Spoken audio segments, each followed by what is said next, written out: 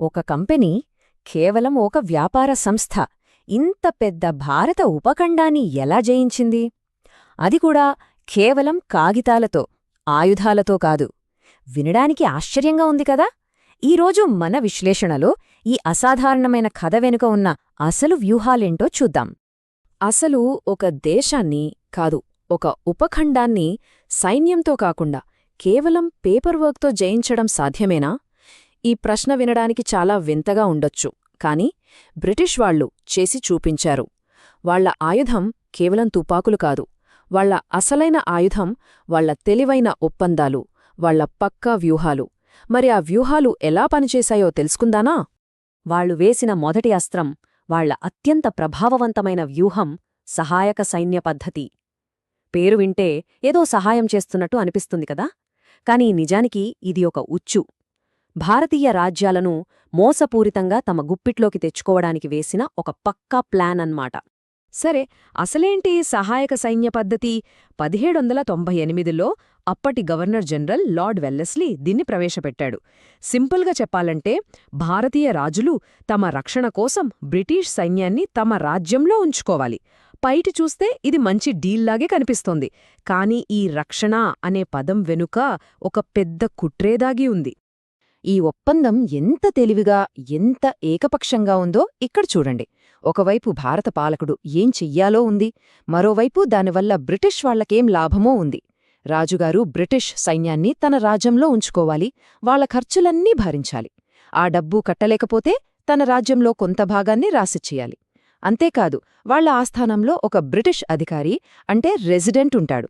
ఇంకా బ్రిటిష్ వాళ్ల అనుమతి లేకుండా వేరే ఏ యూరోపియన్లతోనూ మాట్లాడకూడదు. ఫైనల్గా విదేశీ వ్యవహారాలన్నీ వాళ్లకే అప్పగించాలి. అంటే పాలకుడు పేరుకే రాజు, అధికారమంతా బ్రిటిష్ వాళ్ల చేతుల్లోనే ఉంటుంది. ఈ ప్లాన్ ఎంత సక్సెస్ అయిందో చూడండి. ఒకరి తర్వాత ఒకరుగా ఎలా పడిపోయారు. 1798లో మొదటగా హైదరాబాద్ ఈ ఉచ్చులో చిక్కుకుంది.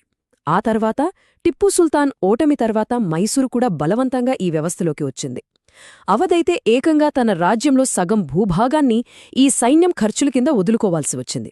చివరికి మరాఠా పీష్వా కూడా అంగీకరించడంతో అది పెద్ద యుద్ధానికే దారితీసింది. ఇదొక డామినో ఎఫెక్ట్లాగా ఒక్కో రాజ్యం కూలుతూ పోయింది. ఓకే, సహాయక సైన్య పద్ధతితో చాలా రాజ్యాల్ని వాళ్ల కంట్రోల్లోకి తెచ్చుకున్నారు. కాని వాళ్లకది సరిపోలేదు. ఇప్పుడు వాళ్ల ప్లాన్ మారింది. పరోక్షంగా కంట్రోల్ చేయడం కాదు, నేరుగా రాజ్యాల్ని తమ సామ్రాజ్యంలో కలిపేసుకోవాలి. దీనికోసం వాళ్లు ఇంకో కొత్త, మరింత ప్రమాదకరమైన విధానాన్ని తెరపైకి తెచ్చారు. ఈ రెండు పద్ధతుల మధ్య ఉన్న తేడా చాలా ముఖ్యం. సహాయక సైన్య పద్ధతి ఏమో మీకు రక్షణిస్తామని చెప్పి పరోక్షంగా కంట్రోల్ చేసేది. కాని రెండోది రాజ్య సంక్రమణ సిద్ధాంతం. మాకు చట్టపరమైన హక్కుంది అని చెప్పి నేరుగా రాజ్యాన్ని లాక్కునేది. అంటే వ్యూహం పూర్తిగా మారిపోయింది. ముసుగు తీసేసి నేరుగా ఆక్రమణ మొదలుపెట్టారన్నమాట. ఇంతకీ ఏంటి రాజ్య సంక్రమణ సిద్ధాంతం? దీన్ని ప్రవేశపెట్టింది లార్డ్ డల్హౌసీ. ఈ రూల్ ప్రకారం బ్రిటిష్ వాళ్ల కింద ఉన్న ఏదైనా రాజుకి సొంత కొడుకు అంటే సహజ వారసుడు లేకుండా చనిపోతే ఆ రాజ్యం ఆటోమేటిక్గా బ్రిటిష్ సామ్రాజ్యంలో విలీనమైపోతుంది. వినడానికి ఏదో చట్టంలా ఉంది, కాని దీని వెనుక పెద్ద సమస్య ఉంది. ఆ సమస్య ఏంటంటే, భారతీయ సంప్రదాయం ప్రకారం రాజులకు సొంత పిల్లలు లేకపోతే దత్తత తీసుకోవచ్చు. ఆ దత్తపుత్రుడికే రాజ్యం చెందుతుంది. ఇది ఎన్నో ఏళ్లుగా వస్తున్న ఆచారం. మొదట్లో బ్రిటిష్ వాళ్లు కూడా దీన్ని పెద్దగా పట్టించుకోలేదు. కాని డల్హౌజీ ఏం చేశాడంటే, ఈ నియమాల్ని తనకనుకూలంగా మార్చేశాడు. దత్తత చెల్లదు అని చెప్పి ఆ రాజ్యాలను ఆక్రమించుకోవడానికి దీన్ని ఒక సాకుగా వాడుకున్నాడు. చూసారా, ఈ సిద్ధాంతం పేరు చెప్పి ఎన్ని రాజ్యాలని కలిపేసుకున్నారో. 1848లో సతారాతో మొదలుపెట్టి జైత్పూర్, సంబల్పూర్, ఉదయపూర్, నాగ్పూర్ ఇలా చాలా రాజ్యాలు తమ స్వాతంత్ర్యం కోల్పోయాయి. ఇందులో ముఖ్యంగా చెప్పుకోవాల్సింది ఝాన్సీ గురించి. ఝాన్సీను కూడా ఇదే కారణంతో విలీనం చేసుకోవాలని చూసినప్పుడే రాణి లక్ష్మీబాయి తిరుగుబాటు చేశారు. 1857 సిపాయిల తిరుగుబాటుకు దారితీసిన అనేక నిప్పురవ్వల్లో ఇది ఒకటి. సరే, ఇప్పుడు రాజ్యాలు వాళ్ల చేతిలోకొచ్చేశాయి. రాజకీయంగా, భౌగోళికంగా వాళ్లు బలంగా తయారయ్యారు. ఇప్పుడు వాళ్ల నెక్స్ట్ టార్గెట్ ఏంటి? డబ్బు. ఇంత పెద్ద సామ్రాజ్యాన్ని నడపాలంటే డబ్బు కావాలి కదా. ఆ డబ్బును భూమి శిస్తు రూపంలో మన రైతుల దగ్గర నుంచే ఎలా రాబట్టాలి అనే దానిపై వాళ్లు పూర్తి దృష్టి పెట్టారు. ఈ లక్ష్యం కోసం వాళ్ళు 3 రకాల భూమి శిస్తు విధానాలను తీసుకొచ్చారు. పేర్లు వేరుగా ఉండొచ్చు, శాశ్వత శిస్తు, రైత్వారీ, మహల్వారీ.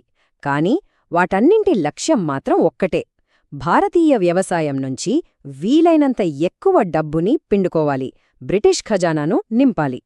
ఈ 3 సిస్టమ్స్ మధ్య ఉన్న తేడాలు చూద్దాం. శాశ్వత శిస్తు విధానంలో జమీందార్లని భూమికి ఓనర్లని చేశారు. వాళ్లు రైతులతో సంబంధం లేకుండా బ్రిటిష్ వాళ్లకి ఫిక్స్డ్గా పన్ను కట్టాలి.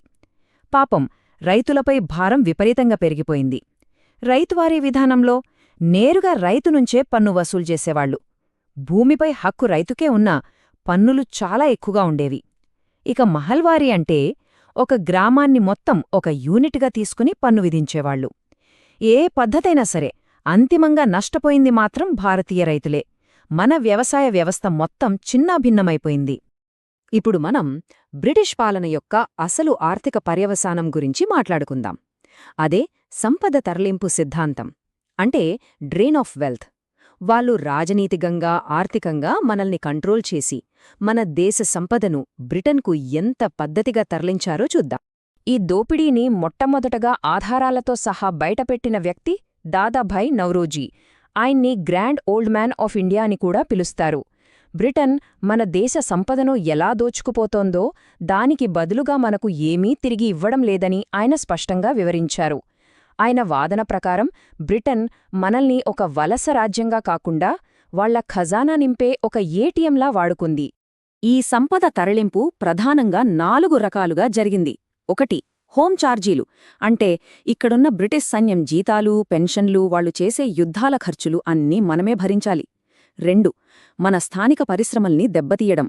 వాళ్ల ఫ్యాక్టరీలో తయారైన వస్తువుల్ని మన మార్కెట్లలో నింపేసి మన చేనేత వంటి పరిశ్రమల్ని నాశనం చేశారు. 3. పన్నుల విధానం. బ్రిటిష్ వస్తువుల మీద తక్కువ పన్ను, మన ఎగుమతుల మీద ఎక్కువ పన్ను వేసి మన వ్యాపారాన్ని దెబ్బతీశారు. ఇక 4. ఇక్కడ పనిచేసే బ్రిటిష్ అధికారులకు ఇచ్చే భారీ జీతాలు, పెన్షన్లు. ఆ డబ్బు మొత్తం తిరిగి బ్రిటన్కే చేరేది. ఈ దోపిడీ ఏ స్థాయిలో ఉందో అర్థం చేసుకోవడానికి ఈ ఒక్క సంఖ్య చాలు. అక్షరాల 17 మిలియన్ పౌండ్లు. ప్రతి సంవత్సరం సుమారుగా ఇంత మొత్తం భారతదేశం నుంచి బ్రిటన్కు తరలివెళ్లేది. ఇది ఎంత పెద్ద మొత్తమంటే అప్పటి మన దేశం మొత్తం ఆదాయంలో దాదాపు 3వ వంతు. ఊహించుకోండి, మన సంపాదనలో 3వ వంతు ప్రతి ఏటా ఎవరో దోచుకుపోతే పరిస్థితి ఎలా ఉంటుందో. ఈ సంపద తరలింపు సిద్ధాంతం మన స్వాతంత్ర్య ఉద్యమానికి ఒక కొత్త ఆయుధాన్ని ఇచ్చింది. అప్పటివరకు జాతీయవాదులు బ్రిటిష్ పాలనను రాజకీయంగా, నైతికంగా వ్యతిరేకించేవారు. కాని నౌరోజీ వాదనతో బ్రిటిష్ వాళ్లు ఆర్థికంగా కూడా మనల్ని ఎలా నాశనం చేస్తున్నారో ప్రజలకు అర్థమైంది. ఇది జాతీయవాద ఉద్యమానికి ఒక బలమైన ఆర్థిక పునాదినిచ్చింది, ప్రజల్లో ఆగ్రహాన్ని మరింత పెంచింది. సో మొత్తం మీద చూస్తే బ్రిటిష్ వాళ్ల విజయం అనేది అనుకోకుండా జరిగింది కాదు. అది ఒక పక్కా వ్యూహరచన. స్టెప్ 1, సహాయక సైన్య పద్ధతితో రాజ్యాలను కంట్రోల్ చేయడం. స్టెప్ 2, రాజ్య సంక్రమణ సిద్ధాంతంతో నేరుగా విలీనం చేసుకోవడం. స్టెప్ 3, కొత్త భూమిశిస్తు పద్ధతులతో సామ్రాజ్యానికి డబ్బు సమకూర్చుకోవడం. ఇక ఫైనల్ స్టెప్, సంపద తరలింపు అనే మెకానిజంతో భారీగా లాభం పొందడం. ఈ 4 అంచెల వ్యూహంతో ఒక వ్యాపార కంపెనీ ఒక ఉపఖండాన్నే తన గుప్పిట్లోకి తెచ్చుకుంది. ఈ మొత్తం విశ్లేషణ మనల్ని ఒక ప్రాథమికమైన ప్రశ్న దగ్గర ఆపేలా చేస్తుంది. ఒక సామ్రాజ్యాన్ని నిర్మించడానికి చెల్లించే అసలైన మూల్యమేమిటి? కేవలం భూభాగం, డబ్బా, లేక అంతకుమించినదేమైనా ఉందా? ఈ విధానాల వల్ల కలిగిన దీర్ఘకాలిక ప్రభావాల గురించి ఆలోచిస్తూ ఈ విశ్లేషణను ఇక్కడితో ముగిద్దాం.